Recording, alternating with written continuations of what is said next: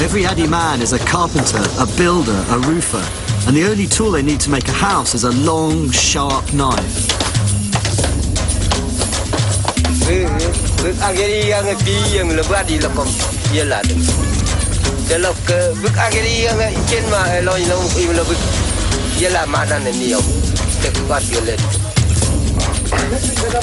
It's back to the forest for more building materials.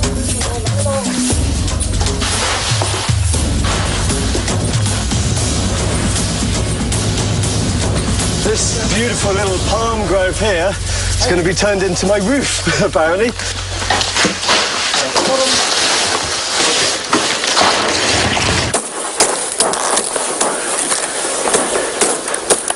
I'll maintain my cool.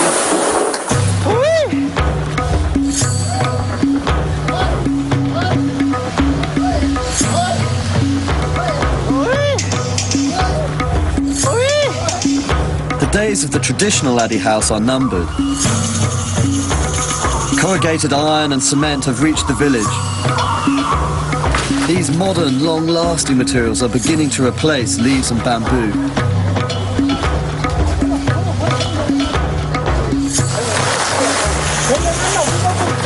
I know it's a bit romantic, but I love the old style of roofing and the way traditional house building brings the community together. Looking good! I'm pleasantly surprised to see that the first thing that goes into my house is the beer making kit.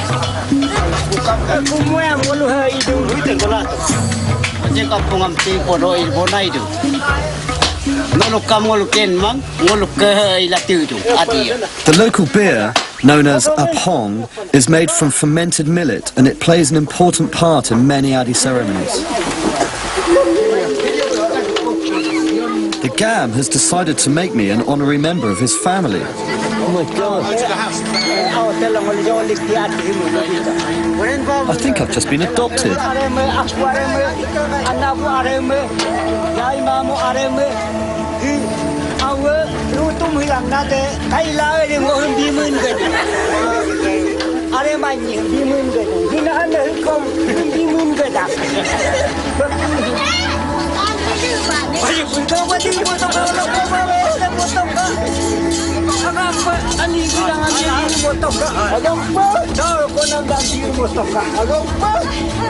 Of course, every new home needs a house for me.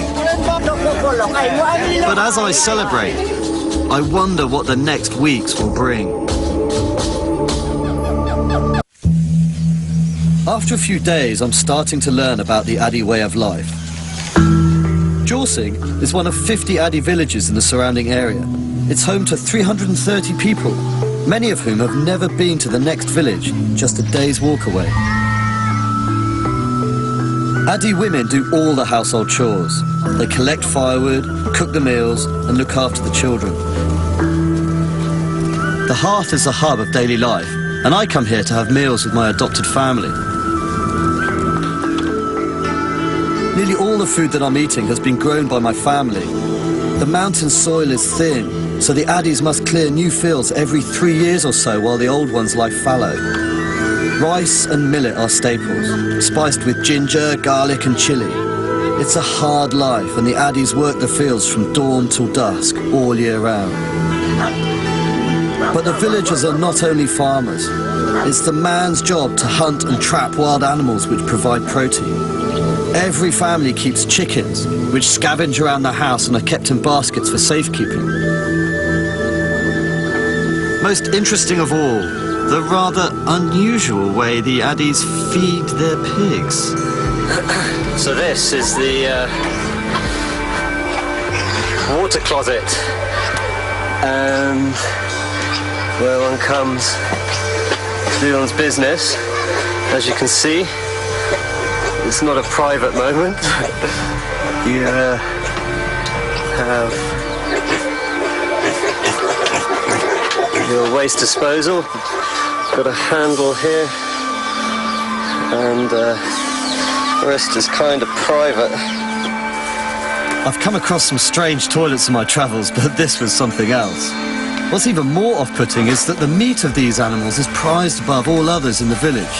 In fact, we had eaten a toilet pig the day we built my house.